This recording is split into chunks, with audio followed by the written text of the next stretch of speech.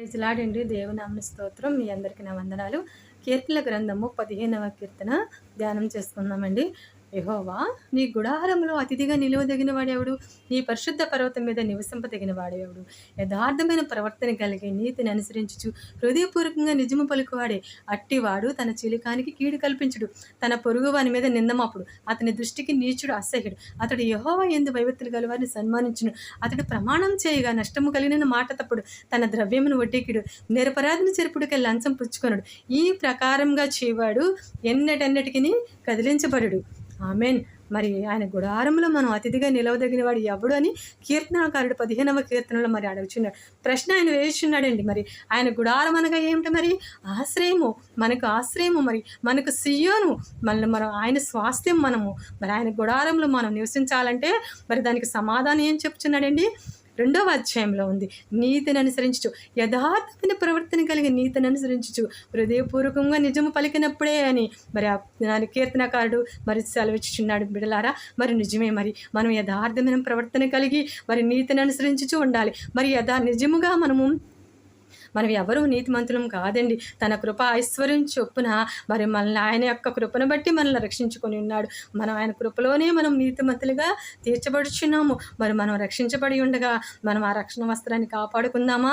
మరి ఆ రక్షణ వస్త్రాన్ని మనం కాపాడుకుంటూ మన నాలుకతో కొండెములాడకూడదు. మరి మూడో అధ్యాయంలో మరి తన చెనికానికి కీడు కల్పించకూడదండి. మరి కీడు కల్పించకుండా ఉండాలంటే మరి 1వ కొరింథీ పత్రిక మరి 13వ అధ్యాయము మరి 4వ వచనంలో ఉంది. ప్రేమము డంబముగా పలకదు, అది అమర్యాదగా నడుచుకునదు. మరి ప్రేమ దీర్ఘకాలము సహించునంటండి. మరి మనము అలాగా ఉందామా?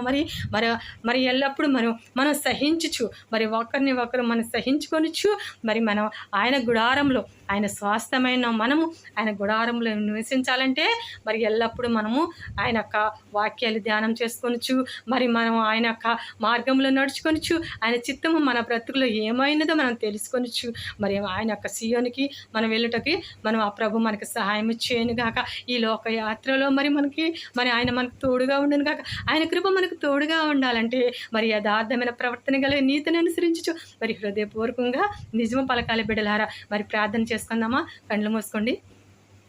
పరిశుద్ధుడమైన తండ్రి, పరలోకపు రాజా, మీకే స్తోత్రాలు స్తోత్రాలు స్తోత్రాలు స్తోత్రాలు తండ్రి. అయ్యా, ఈ వాక్యం ఎంతమంది అయితే నాయన అయ్యా తండ్రి ధ్యానం చేస్తుండి ఇని ఉన్నారో ప్రభా, అట్టి బిడ్డలందరి హృదయాలను మార్చండి నాయన. ఎవరికి అవసరతలను వారు తీర్చండి ప్రభా. ఎవరైతే ప్రభు నిలవబడలేకుండా పడిపోవచ్చున్నారో నాయన, అయ్యా రక్షణ విషయంలో పడిపోవచ్చు, ఆజ్ఞలు అతిక్రమిస్తున్నారు ప్రభు, అట్టి వారిని మార్చండి తండ్రి. వారి హృదయాన్ని మీ వైపు త్రిప్పండి నాయన.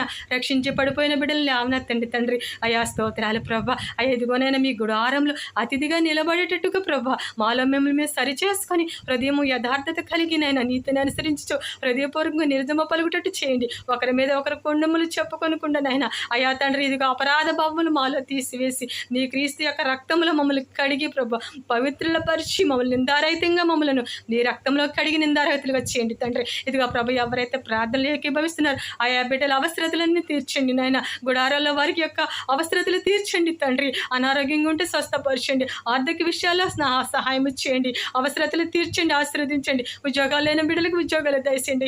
వ్యాపారాలు చేస్తున్న బిడ్డలు ఆశీర్వదించండి అయ్యా. అయ్యా ఇదిగో ప్రభు, వివాహాల కోసం చూసిన బిడ్డలకి వివాహాలు జరిగించండి తండ్రి. అయ్యా మీకే స్తోత్రాలు ప్రభా. ఈ కొద్ది మనల్ని మీ సన్నిధికి చేర్చుకొని నాయన మీరే మా అందరికీ ప్రతిఫలం దయచేయమని యేసయ్య పరిశుద్ధ నామములు అడిగి బ్రతిమాలి వేడుకొనిచున్నాను పరమ తండ్రి. Amen amen amen. Hallelujah hallelujah హల్లెలూయా.